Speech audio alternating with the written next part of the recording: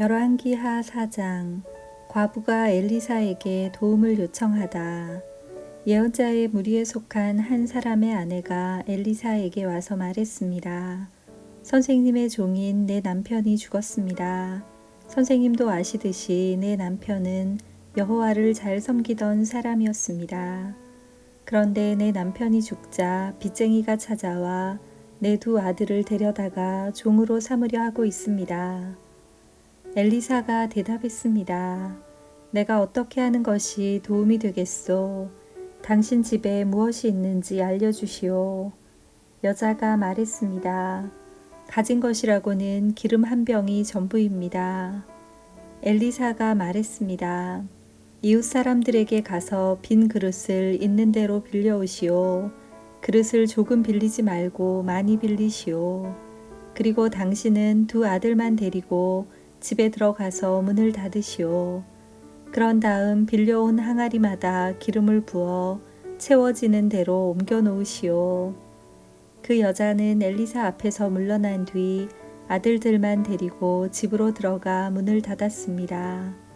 아들들이 빈 그릇을 가져오면 여자가 거기에 기름을 부었습니다. 그릇마다 기름이 가득 차게 되자 여자가 아들에게 말했습니다. 다른 그릇을 가져오너라. 아들이 말했습니다. 이제는 그릇이 더 없습니다. 그러자 기름이 더 이상 나오지 않았습니다. 여자가 엘리사에게 가서 그 사실을 알려주었습니다. 엘리사가 여자에게 말했습니다. 가서 기름을 팔아 빚을 갚으시오. 당신과 당신의 아들들은 남은 것을 가지고 살아갈 수 있을 것이오. 수넴 여자. 어느 날 엘리사가 수넴으로 갔습니다. 그곳에는 한 귀부인이 살고 있었습니다. 그 여자는 엘리사에게 자기 집에서 머물며 음식을 먹으라고 간절히 부탁했습니다. 그래서 엘리사는 그곳을 지날 때마다 그 집에 들러 음식을 먹고 갔습니다. 여자가 자기 남편에게 말했습니다. 내가 보기에 우리 집 앞으로 자주 지나다니는 엘리사는 하나님께서 거룩하다고 여기는 사람입니다. 지붕 위에 작은 방 하나를 만들고 그 방에 엘리사를 위해 침대와 책상과 의자와 등잔대를 들여놓읍시다. 그래서 엘리사가 우리 집에 들를 때마다 그 방에서 묵어갈 수 있게 합시다.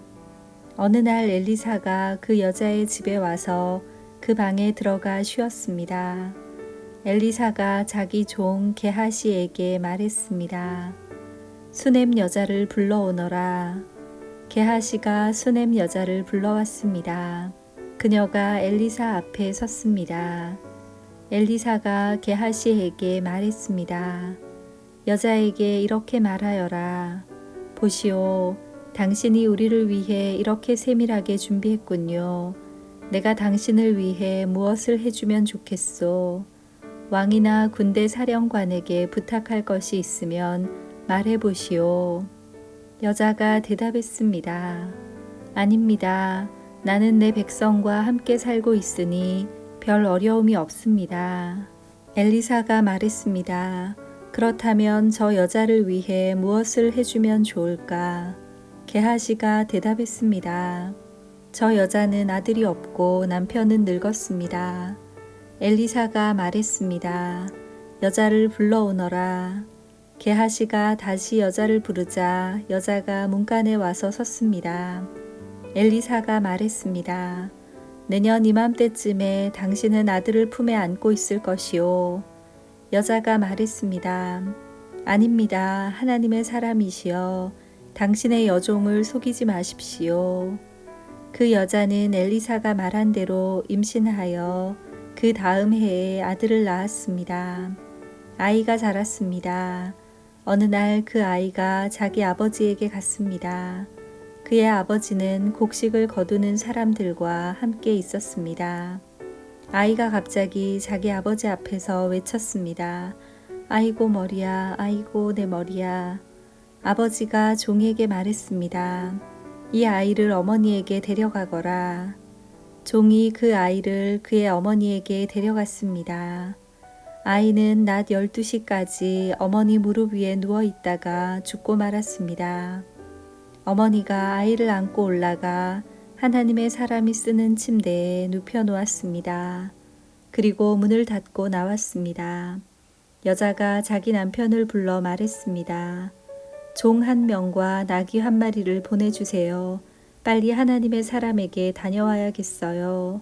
여자의 남편이 말했습니다. 왜 오늘 그에게 가려 하오? 오늘은 초하루도 아니고 안식일도 아니지 않소. 여자가 말했습니다. 걱정하지 말아요. 괜찮을 거예요. 여자가 나귀의 안장을 지우고 종에게 말했습니다. 나귀를 몰아라. 내가 말하기 전에는 늦추지 마라. 그리하여 여자는 갈멜산에 있는 엘리사에게 갔습니다. 엘리사는 멀리서 여자가 오는 모습을 보고 자기 종 게하시에게 말했습니다.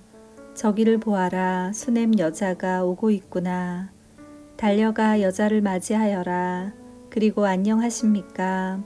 남편도 안녕하시고 아이도 잘 있습니까? 하고 물어보아라. 여자가 대답했습니다. 다들 잘 있습니다. 그러더니 여자가 산에 있는 엘리사에게 와서 그의 발을 붙잡았습니다.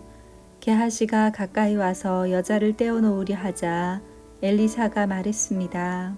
그대로 두어라. 여자가 큰 슬픔에 빠져 있다. 여호와께서는 이 일을 나에게 숨기시고 아무 말씀도 해주지 않으셨다. 여자가 말했습니다. 선생님, 나는 아들을 달라고 말한 적이 없습니다.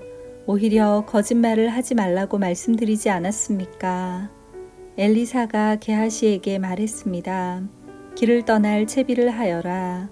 내 지팡이를 손에 들고 서둘러 떠나라. 가다가 누구를 만나도 인사하지 마라. 누가 인사를 하더라도 대꾸하지 마라. 내 지팡이를 그 아이의 얼굴 위에 놓아라. 그러나 아이의 어머니가 말했습니다. 여호와의 살아계심과 당신의 살아계심을 두고 맹세하지만 나는 선생님 곁을 떠나지 않겠습니다. 그래서 엘리사도 자리에서 일어나 여자를 따라갔습니다. 게하시가 먼저 가서 지팡이를 아이의 얼굴 위에 올려놓았습니다. 그러나 아이는 소리도 내지 않고 움직이지도 않았습니다. 게하시가 돌아와서 엘리사를 맞이하며 말했습니다. 아이가 깨어나지 않습니다. 엘리사가 집으로 들어가 보니 아이가 죽은 채 자기 침대에 누워 있었습니다. 엘리사는 방으로 들어가서 문을 닫았습니다. 방 안에는 엘리사와 아이밖에 없었습니다. 엘리사가 여호와께 기도를 드렸습니다. 그리고 나서 침대로 가서 아이 위에 엎드렸습니다. 자기 입을 아이의 입에 맞추고 자기 눈을 아이의 눈에 맞추고 자기 손을 아이의 손 위에 올려놓았습니다. 그렇게 아이 위에 엎드려 있는 사이에 아이의 몸이 따뜻해지기 시작했습니다. 엘리사는 침대에서 내려와 방 안에서 왔다 갔다 한 다음 다시 침대에 올라가 아이 위에 엎드렸습니다. 그러자 아이가 재채기를 7번 하더니 눈을 떴습니다. 엘리사가 게하시를 불러 말했습니다. 수넴 여자를 불러오너라. 게하시가 수넴 여자를 불렀습니다. 여자가 오자 엘리사가 말했습니다. 아들을 데리고 가시오. 여자가 들어와서 엘리사의 발 앞에 엎드려 절한 다음 아이를 데리고 밖으로 나갔습니다. 엘리사가 독을 없애다. 엘리사가 길갈로 돌아왔을 때 그 땅에는 가뭄이 들었습니다. 예언자의 무리가 엘리사 앞에 앉아 있었습니다. 엘리사가 자기 종에게 말했습니다. 불 위에 큰 솥을 올려놓고 이 사람들을 위해 국을 끓여라. 그 가운데서 한 사람이 나무를 캐려고 들에 나갔다가 야생 덩굴을 발견했습니다. 그는 그 야생 덩굴에서 박을 따서 자기 옷에 가득 담아왔습니다. 그리고 그것을 국을 끓이고 있는 솥에 썰어 넣었습니다. 그들은 그것이 어떤 열매인지 몰랐습니다. 사람들이 국을 그릇에 담은 뒤 먹기 시작했습니다. 그러던 중에 그들이 소리를 질렀습니다. 하나님의 사람이여 국에 독이 있습니다. 그들은 더 이상 국을 먹을 수 없었습니다. 엘리사가 사람들에게 밀가루를 가져오라고 말했습니다.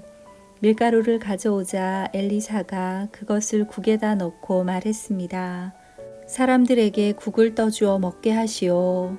그러자 국 안에 있는 독이 없어졌습니다. 엘리사가 여러 사람에게 빵을 먹이다. 어떤 사람이 바알 살리사에서 엘리사에게 왔습니다. 그는 햇곡식으로 만든 보리빵 20개와 햇곡식을 자루에 담아서 엘리사에게 가져왔습니다. 엘리사가 말했습니다. 그것을 사람들에게 주어서 먹게 하여라. 엘리사의 종이 말했습니다. 이렇게 적은 것을 가지고 어떻게 100명에게 먹일 수 있겠습니까? 엘리사가 말했습니다. 그 빵을 사람들에게 주어서 먹게 하여라. 여호와께서 이렇게 말씀하셨다. 그들이 먹고도 남을 것이다. 그래서 그 빵을 사람들에게 주니 여호와께서 말씀하신 대로 사람들이 먹고도 남았습니다. 아멘.